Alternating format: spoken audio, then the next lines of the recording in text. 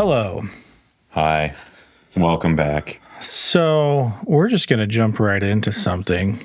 It's going to be a real feel good. I think you're going to like the way you look. Emotions may run high on this one. Talked about Atmos in a few different contexts and how I'm a fan of it as an art form. Mm-hmm. And I got excited when I experienced it about the possibilities of how to tell a story with all this extra space and how it kind of negates the loudness wars because there's a whole lot of different regulations when it comes to like spatial audio and Atmos mixing. And I'm a huge fan of what it could be. Mm-hmm. I'm not a fan of this bullcrap of what is happening with what Apple's doing to kind of like, if there was any, I guess, confusion of what's Apple going to do here. Well, they just basically sent a letter to their music industry partners and label partners that they're going to send more in royalties to labels and possibly bands. I don't think anybody really knows how this actually plays out, but effectively sending more in royalties to people who have spatial mixes available, mm-hmm. and spatial mixes that meet their certain criteria, which is even a little more cloudy. But yeah, they leave it super gray. They're like, it has to meet our specifications, but there's no standard for spatial audio. I mean, I guess on paper, you could be like, cool, they're supporting a new art form in a new industry, and for somebody who's interested in Atmos, that could be exciting. Quite the contrary from my personal perspective here, because I feel like this is artificially inflating or has the potential to force a whole lot of people into an art form when they don't want to do that. They aren't prepared for it. There's a whole like economical side to this that may or may not make sense. It's Apple, okay? They want you in their ecosystem, so they're gonna shove you into their ecosystem. Oh, trust me, I'm torn because I am all Apple all the way, all the time. But like this sucks. I guess before we dive too into it, for those that aren't super familiar with spatial audio, Dolby Atmos, and all that, let's give a rundown of what it is and how, as an average consumer, it's even perceived and used, if used at all. Mm-hmm. So, traditional stuff you have left and right. That'd be just if you're logging on to like a Spotify, a YouTube music, generally consuming music, you're consuming it in two channels, left and right. Yeah, your stereo signal. Yep. There for a while, 5.1 was popular. Mm-hmm. It came in, died very quickly with the same thing of like studios spending so much money to be able to do 5.1. Unless you're in like the movie industry, right? Doing like. Yes, I'm speaking to this from a music perspective, sure. Right? Because I mean, I'm involved in like post and film work a little bit, but that's not my world. Mm-hmm. I have provided quite a few mixes in like what is the cinema thing? There's it's so many channels, it's hard to do, but not particularly fun. But so you had 5.1 that came and went pretty quick. Now here we are with Atmos. Atmos isn't like a new thing, but there's definitely been like over the last year and a half, unless you live under a rock, you've heard of it. And like Patrick Star. Everybody has been pushing some compatibility with Atmos.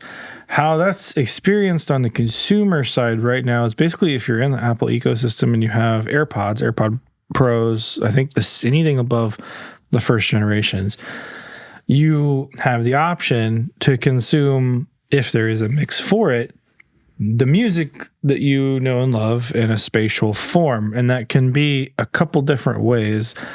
I mean, this is the Wild West. Stuff is changing, but I even got frustrated on my phone when I first pulled up it wasn't when I first put in my Apple by Pros. It was after a certain update. Mm-hmm. I realized my AirPods sounded completely different, and that was because there was a spatial option that was just on by default that wasn't there before. So like if I have my phone here and I'm listening to something and I turn my head, the center stays here. which was really weird and did a lot of not cool things to the songs that I know the sound of. Like, not that AirPods are necessarily the best headphone in the world, but I mean, most people use them. They're convenient. They're great. I know what they sound like. I enjoy listening to music on them, but to hear that music in a different form is not, it wasn't a pleasing experience. And I have gone and listened to actual spatial mixes on Apple Music with them, which can be a really enjoyable experience if the music was created for that, with that in mind, and you had a mixer who wasn't just scooting things around into different beds and just swirling things. This is spatial. Yeah, just to check that box. Like when you hear a good spatial mix, it's a good spatial mix, but it's an art form. Just like mixing is an art form. And stuff like this, that's basically like, okay, we're gonna give everyone who doesn't have a spatial mix 10% less in royalties to make up that added cost of the people who are putting out spatial mixes. Feels really weird. It's pretty strange. It's like, now, Jeremy, you can make these pieces of art here, but if you use pastels, then we'll give you a little bit more because we got to compensate for those using crayons. Yeah, and oh, by the way, we heavily invest in pastels, so we have something to gain here. Yeah. But also, as you scroll down, at least half of your listened to songs have to be done with pastels in order to get that extra 10% royalties. A label or distributor must be getting more than 50% of its revenue from tracks that are at least available in spatial audio. So you don't have to listen to in spatial, but they have to be available. It has to be available in spatial audio. So that would put pressure on indies to convert, like, often their most lucrative catalogs, older than 18 months, over to spatial. And I mean, that's a hefty investment for independent labels, for independent artists and musicians, and just to maybe not even ever have it actually consumed, but you're just putting it on there so that you can get these royalties. It's interesting, like, if there was a question of, is this being artificially pushed or not? Well, here it is. And it feels really icky, especially for me. I'm highly interested in Atmos mixing, even going as far as to, like, there's a plan for this side of the building to possibly be turned into an Atmos mixing suite. That'd be so cool. I really enjoy the art form, and I think there's a lot there, but stuff like this, like, it's only ever going to be as popular as the public can accept it. So all this constant negative press around it, and this doesn't help. Right. It's just, there's going to be constant pushback, and especially if, like, most musicians have, like, a fight the man mentality anyway, you start playing with their royalties and stuff gets real quick. I mean, you have Spotify on one end, like, paying so much less in royalties and, like, feeding you, like, stupidly low quality playback. Why is that? Why is Spotify the #1 streaming distributor out there? You're hearing crap. They're literally giving you one of the lowest playback qualities. That'd be like Netflix only allowing you to have 480p resolution. Or 720, maybe. I don't know. That's pretty high. That's getting close to high definition. So, but they have the lion's share of people. So that right there, that tells you the general public does not care about the quality that they're being fed, whether they know it or not. Like, is that their main concern? Probably not. So well, let's play devil's advocate real fast. So you're Spotify, right? You know that I'm sure they've done countless studies, tests, had, like, people come in, answer surveys and stuff. They probably know that some high percentage of listeners worldwide don't even have something to listen through that would benefit a higher quality mix. Sure. They also know that it costs money to stream data. So if we can keep that bandwidth as low as possible while still letting people have access to whatever songs, then we're going to do that. So we can we have some headroom for the cost. They don't have to have buffering times if they have poor service or bad internet plans or something. I don't agree with any of that. But I could see them sitting in a boardroom saying, well, the sound quality doesn't really matter because most people can't even if they had the equipment, they probably wouldn't be able to decipher what's better and what's not as good. Sure. And most people are listening through, skull candy earbuds because they can't afford AirPods, or they're listening through their phone speaker, or they're Bluetoothing to their car or something like that. Which the car is where a lot of like the Atmos people will say that there's the opportunity. Yes. Is that'd be the one place where you have multiple sources that sound could come from, and especially a lot of the newer cars, like they're just coming Atmos ready. Now, why you would want to hear your favorite band and complete that, I think that would throw me the crap off. But the other argument I could see, it's becoming much more standard these days for you get your TV in your home and then you get a sound bar bundle of some kind. They're getting super affordable and they sound pretty killer. Yeah. So you can get a 5.1 wireless surround setup in your home for under $300. And you can Bluetooth your phone to it. Yeah. And you can play audio through that. So they're another opportunity for some spatial audio to be. And I have heard some of the Atmos specific like consumer soundbar and like satellite setups like that. And they are fairly small and they do sound pretty darn good. Like I'll give it that. But I think everybody could agree, like as far as like a consumer standpoint goes, there's not a whole lot of consumers asking for Atmos.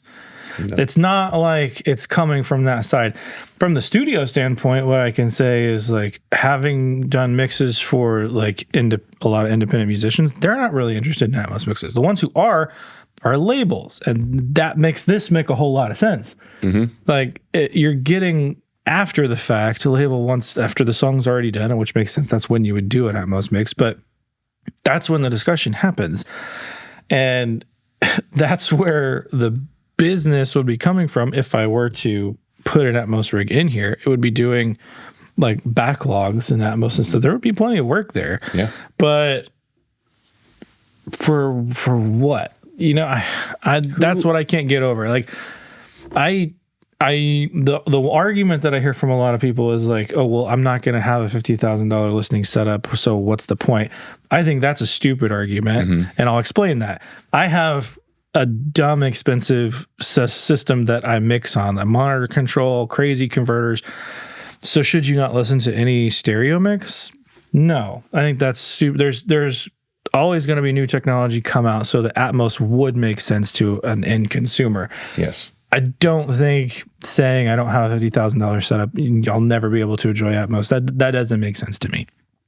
It's an art form just like anything else. And if we can look at it like that, the technology will eventually catch up. The problem is this artificial inflation of stuff and then you get Dolby involved and you have all this other stuff. It just feels icky. All before some type of industry standard is set. Yeah, because it's the Wild West out here. Like nobody knows what to do. Like you line up a few engineers who are working in Atmos, you'll get some argument over that center channel and what they want to do with it. Whether does the vocal just exist in the center or is it left and right? Like there's vastly different opinions on how to treat this stuff, and that's cool. Like that's how an art form will develop and things will get better. But doing this, I feel like is going to get the wrong people involved in the industry. It's not going to happen from like a natural standpoint of consumers want this, and then the bands want to give the consumers, and we're creating art with this thing in mind. No, it's we need that extra 10% of royalties or our label's going to go under, so we need to force all of our artists to also accompany spatial mixes. And you're just going to get crap. You're going to get crap coming through the machine. Yeah. Engineers who are trying to hop on the train to make a buck, which honestly seems kind of appealing from like a business perspective. Love to make a buck. I would love to make $2. I mean, the business is going to be there if they're doing crap like this. Yeah. So it's a weird way to set up this whole thing, and which is a shame because it could genuinely be so cool.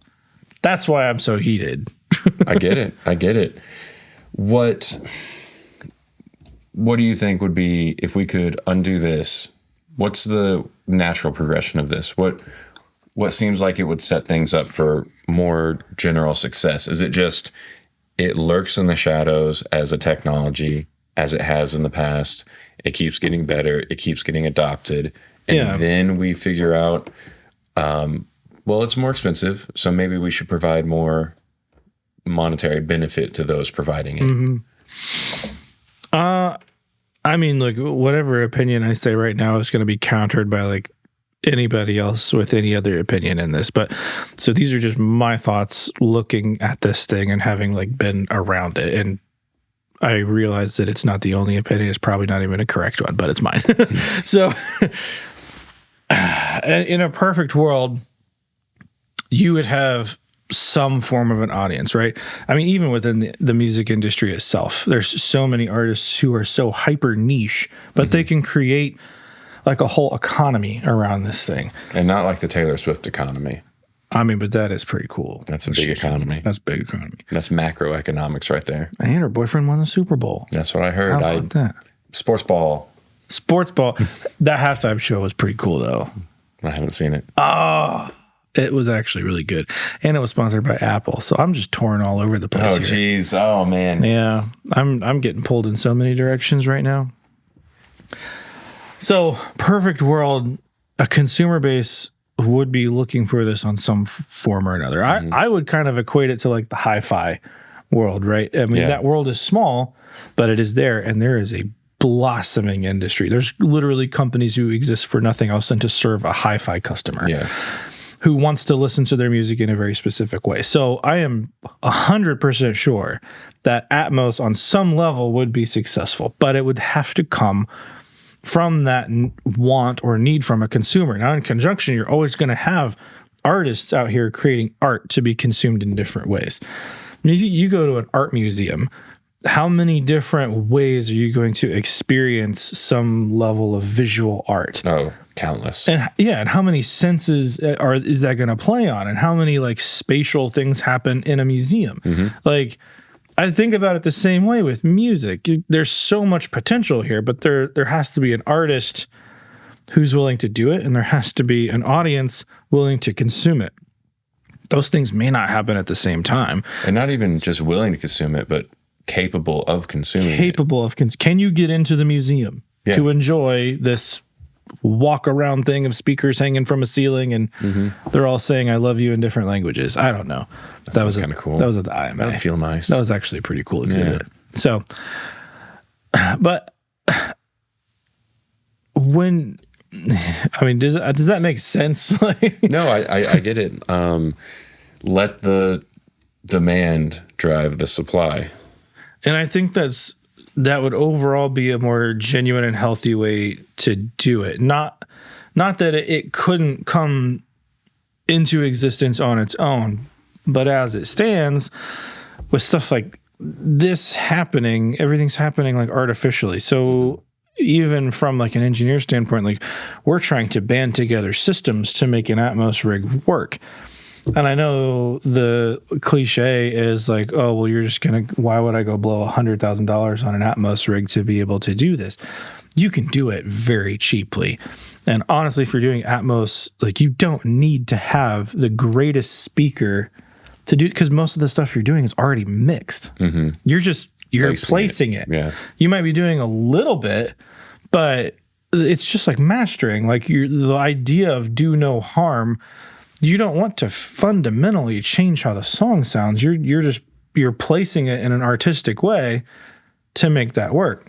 But in the most doomsday type of like read between the lines for this article, I could foresee, yes, this is mixed for Dolby Atmos, but it's not on the Apple certified system or through an Apple certified engineer. So you don't qualify. Yeah. And that, I mean, you're not far off, because, I mean, that would be Dolby certification in a Dolby approved room, right? Right now, you can be Dolby certified. You don't have to be. who knows with this if that's going to change. If that does change, that's a whole other level of scary. Well, it kind of sounded like that when they say if it meets our criteria. One point, so what is that criteria other than you have the same type of channels that a Dolby bounce would have? So here it says the biggest issue is the cost. Sources tell Billboard that the spatial audio mix can cost around $500 per track. Very accurate. Or anywhere from $2,500 to $5,000 for an album. Very accurate. If you're thinking between like 5 and 12 to 15 songs, or what I just worked on, which was like 27 tracks. Oh, jeez. I mean, that's a lot. Yeah, that's. I think that's more than the Red Hot Chili Peppers dual album release. Yeah, have you looked at this? I won't show this. We won't talk about it, but. That's how many tracks are on that project? 27. That's kind of ballsy. yeah. That's anyway, surprising. So, I mean, but think about it in the context of that record.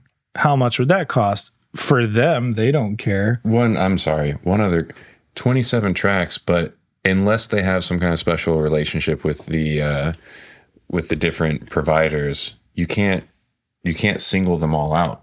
Which I thought was the game right now, is you release singles. Well, they did. But only, 3, right? No, there were 5, 6, or 7.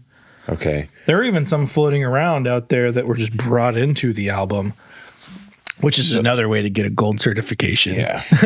Well, that goes against my understanding of how the system works for providing singles from one specific collection, like album related. Yeah, you could release each one of those. So you could release each one of those 27 items as a single. Well, I know like Hiatus Coyote, for example, did that on their last album. Not all of them, but they would kind of live build the album. Yeah. So here's some singles. That's what Nowhere does. Yeah. Okay, yeah. But I guess I misunderstood the cap on that. There's no cap. I mean, an artist could go back and make every one of their songs into one album. Mm-hmm. Like it doesn't matter. And that's, there's talking labels on like, hey, this one single that absolutely blew up, that's just sitting here without an album assigned to it. Even though this is like 5 or 6 years old, let's put that on this record. And now that whole record is multi-platinum. Oh, it seems so slimy, though. It is very slimy. Oh, man. But all hey. All right.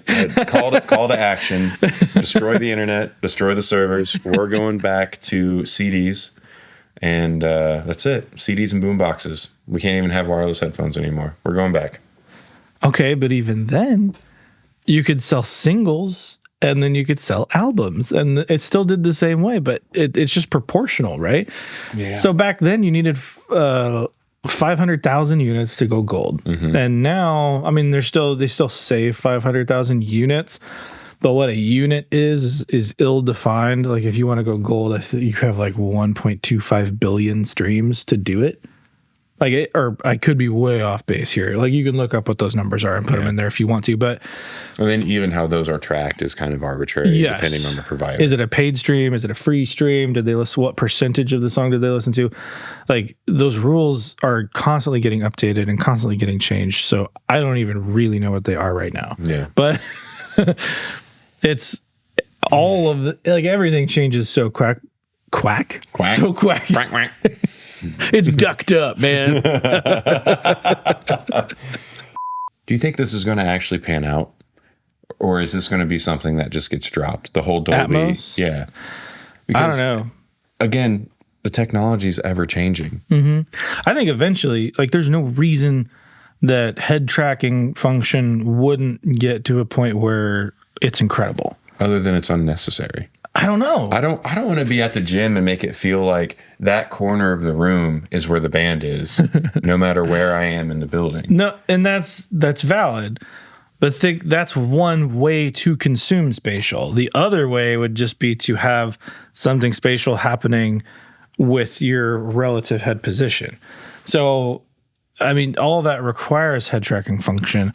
And there's a lot of potential there, like in film and in gameplay, or like how do we consume music moving forward? Like, I mean, as stupid as it is, but like Apple Vision.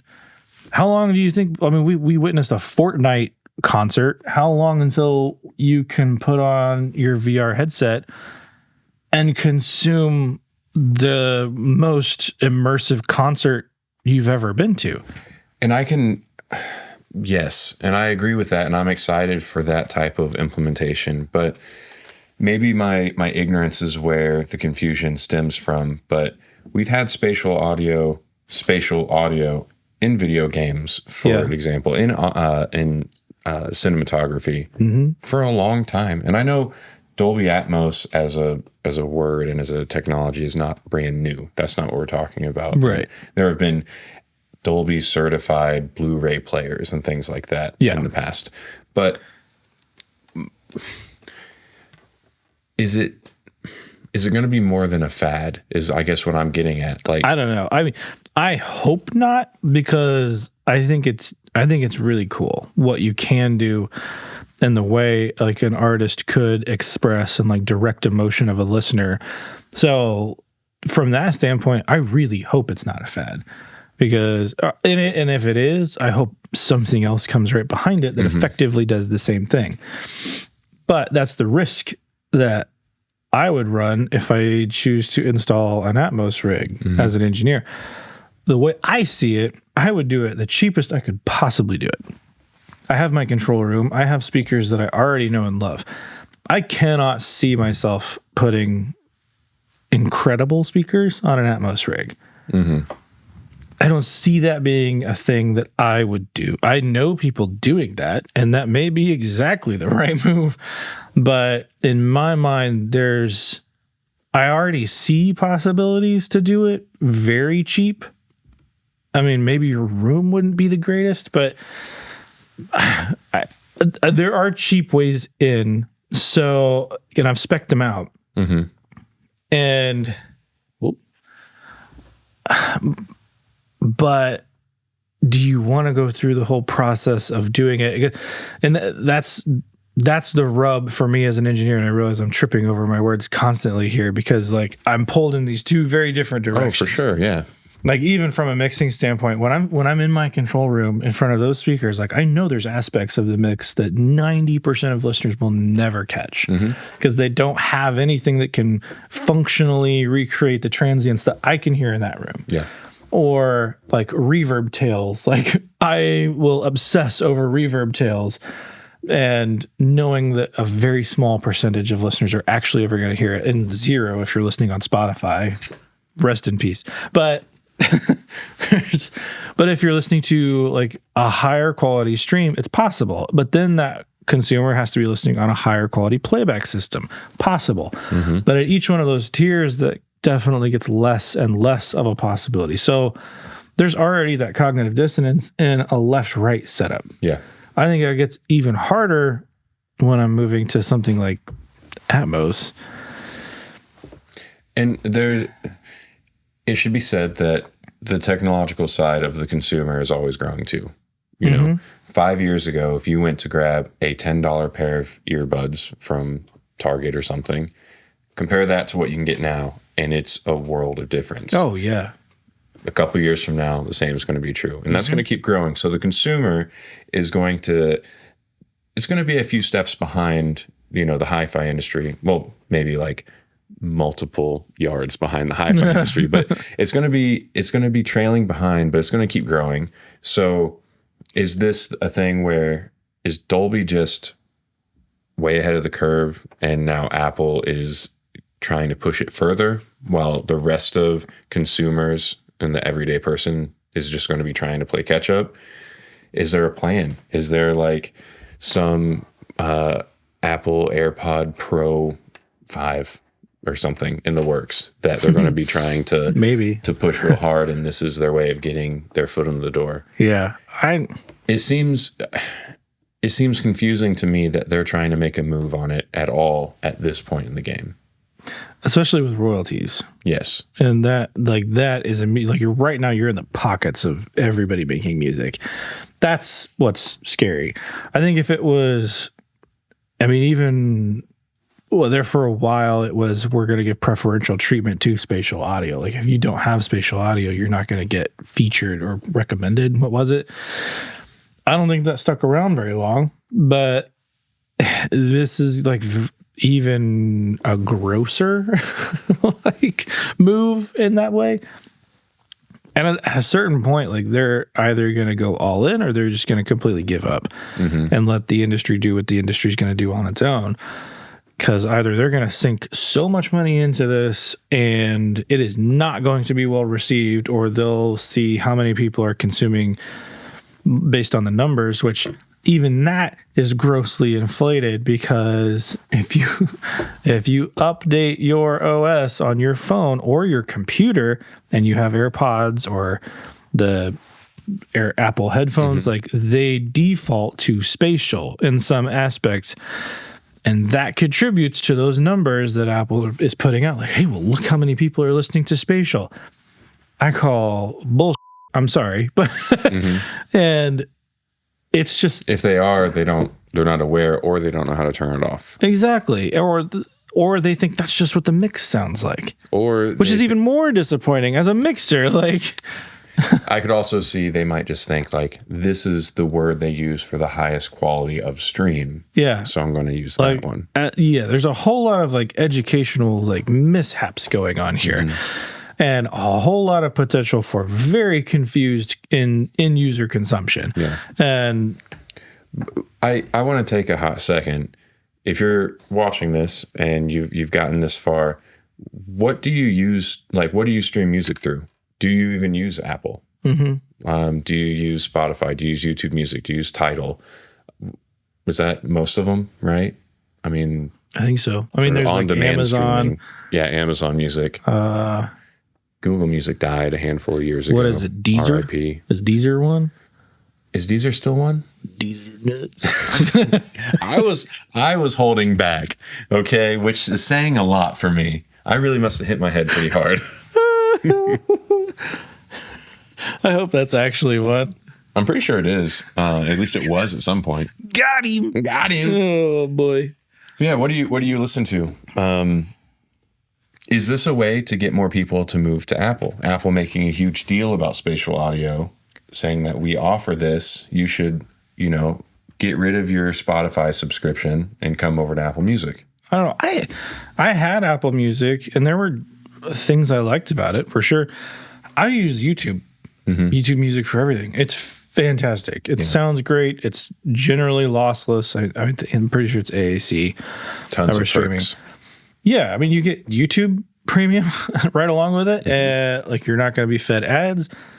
It's a way more direct way to the artist themselves, which I think is one of the toughest things for like any streaming platform as a whole. Yeah. Like, Spotify did it with like the About Me section, and you can kind of get a general picture of the artist. If you're an artist that's on top of things, you can keep up to date with like your tour schedule and things like that through Spotify, which is a really cool feature. Yeah, and like the videos that play in the background, like, that's cool. But point for YouTube, you're playing a song on YouTube Music, and then you realize, oh, this one has a music video. You just hit a tab, and it automatically takes you to that music video, and you can check that out. Yep. And I mean, you have YouTube and Google being right there, and I mean, we're just trading one conglomerate for another, right? But I prefer YouTube because there's a very direct way to get an interaction with that artist that you like. If you're right there on the platform, if you're consuming something on YouTube Music, you'll start to see that pop up in normal YouTube, whether that's community posts or whatever they're posting from their page in general. Like Nowhere is one of those bands. Like, the algorithm with them and me, for some, like, I see everything that they're doing, and I freaking love it. And that's one way that the music discovery engine from the YouTube perspective is like, it's pretty spot on. Yeah. And I've noticed that with the way that they do playlists and recommended tracks. Like, the one thing I liked about Spotify and how it could recommend you all this cool stuff, like your My Mixes and stuff. Yeah. Well, like, okay, now they're not the best. Like, They are, I've noticed on Spotify, I also have done the full switch over to YouTube Music over the last couple months. But when I was still using Spotify, my mixes were just the same, like 40 songs, just in a different order. Yeah. Because it got into this weird loophole of I would click on your mix and then that would like reaffirm the algorithm that I like those songs. And so every time I would hit on a different one, it was just the same songs turned clockwise a couple notches, But yeah. I don't know, man. I don't know. I like YouTube Music. I don't have any insight in Apple. I used Apple Music when I had the iPhone 4 for like the 3-month free trial period or whatever that I had at that time. Back when you used to have to buy a song for like $1. I did that a couple times, but I mean, as a platform, it sounds good. Like, in the way you can switch between spatial and normal was pretty cool. And that's what I like. There were a lot of spatial mixes that I really, really liked. And if there's interest, I can list a couple of them and we can put it in the comments or whatever. But I mean, I no longer subscribe to that because I didn't consume it enough to justify it. And I found that wasn't just something that I wanted to do. And the things they're doing with it were definitely gimmicky. Like, from the end user consumption standpoint, like the way you could look up the lyrics of any song, cool. You can do that on Spotify or YouTube Music. And they had like a karaoke function. So because you have this spatial stem and the vocal exists in normally one spot, you have like instant access to an instrumental only. I think that can lead to a whole lot of like piracy concerns. But I do know I have some vocal students. I don't teach vocals, but I have students that also take vocal lessons, and they use that feature a lot for practicing and learning a song and stuff. So highly interesting, but a very much wasteful in the like how we're getting to that point. Yeah. So I don't know. I mean, the one thing Apple has going for them is they have the highest royalty payout. I was going to bring that up. We got to give them credit.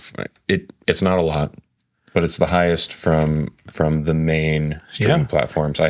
We didn't look at Tidal. I've heard that Tidal pays out the most out of all of them. I don't know who uses Tidal though. Really, I don't know. I don't use. I haven't met a single person that actually actively uses Tidal. I'd be curious. Let us know if you use Tidal and why. Like, what's the appeal?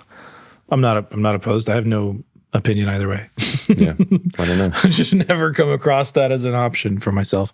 But yeah, I mean, as it stands right now, Apple Music, at least unless Tidal blows them out of the water, they have the highest royalty payout, but they have like a third the market share that Spotify does.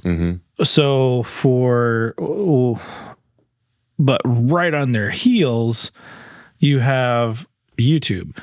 So even with this royalty adjustment, like you're talking about taking 10% from, and who knows if it's taking 10% like as a whole and giving that 10% to spatial, or if they're just going to pay more in royalties to spatial. I cannot see that happening because where would the revenue come from?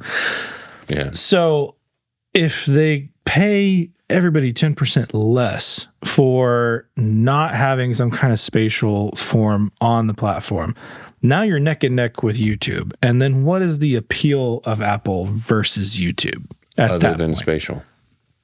Other than spatial. Which doesn't, at least from my perspective, doesn't seem to be a huge selling point for the majority of people. Yeah. It seems like everything that you could have going right for you over here, well, now there's too many competitors in the field, and they're all good except for Spotify. Now, here's something I haven't thought about. Because I'm not in the Apple ecosystem. Does Apple Music come with Apple TV? Or is it kind of similar to YouTube in that manner? I think you can do like a bundle deal, maybe. You can do an Apple bundle where you get like everything, because there's arcade, there's Apple, what is their exercise stuff, there's the music, there's Apple TV. So just like I think you can do like a Google One for all the Google stuff. Like there's the Apple equivalent, whatever that is.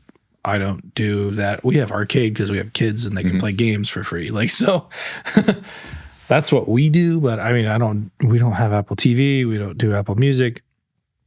I guess if that was like the ecosystem you were in, that would make sense. But I don't know. Yeah. It just That's the only big kind of selling point or like equalizing factor from Apple Music versus YouTube that I could see. But yeah, but even I mean, if you have Apple TV, like nothing out there competes with YouTube. well, and YouTube can be accessed from anything, Right. Android, iOS, computer. And the amount of content out there is what I mean by like nothing can touch it. Right. At least right now, there might be another big name in the game. It would take a lot to get adopted to, though. Yeah. But that's the other thing with Apple. Like you're so contingent upon their hardware to consume it in this certain way. Like, would you really expect Apple to support spatial audio on like third-party headphones? Maybe, maybe not. I'm sure that would require a whole lot of like standardization of things that currently are not standardized. Yeah. Well, I think that would probably the Dolby side would probably be the hinge point on that, right? If they're Dolby certified headphones, is Apple, I guess it does currently, does Apple even allow that I don't kind know. of communication? I'm not sure. Me neither. Let us know. Do you know?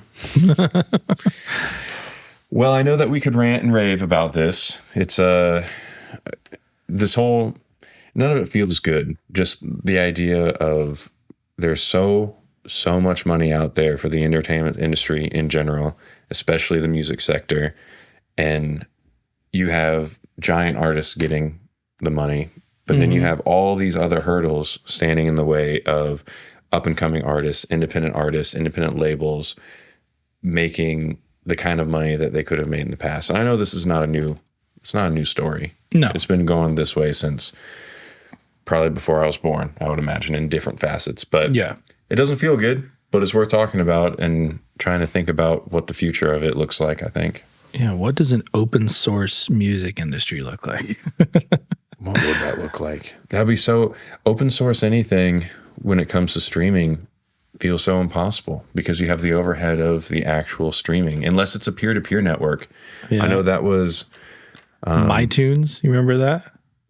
Were you too young for that? I don't remember MyTunes Redux, like back when if you were on the same network as everybody, everybody had iTunes. That was the only way to have a music player on your personal computer. This was like what, 2006.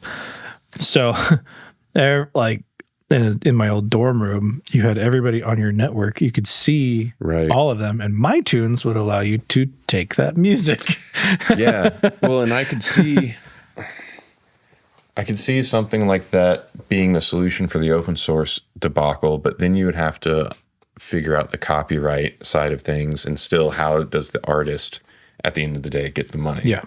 And the peer-to-peer part, in my mind, is the streaming solution of whoever has purchased this piece of music can then, as long as their computer's on, be one of the hosts of that song for whoever is streaming it or something. I don't know how it would work, but we figured out how to do like community-based peer-to-peer folding of like computer data to fund like cancer research and stem cell research and all this kind of stuff. So surely we could figure a solution for the next move in the music industry to We're keep. musicians, man. We're not that intelligent. Yeah. Well, I don't think we fixed anything, but we talked about it. So interested to see what you guys think.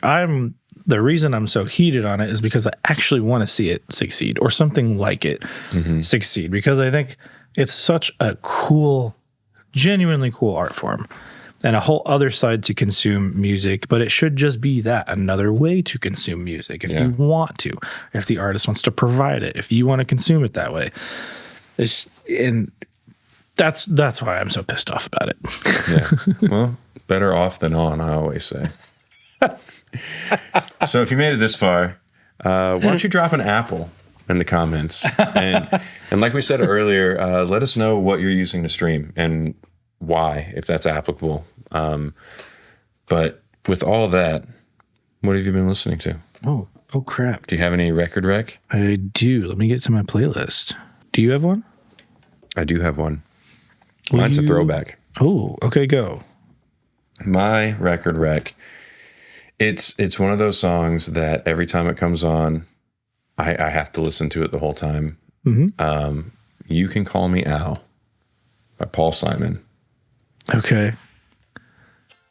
Yeah. Now, it's a bop.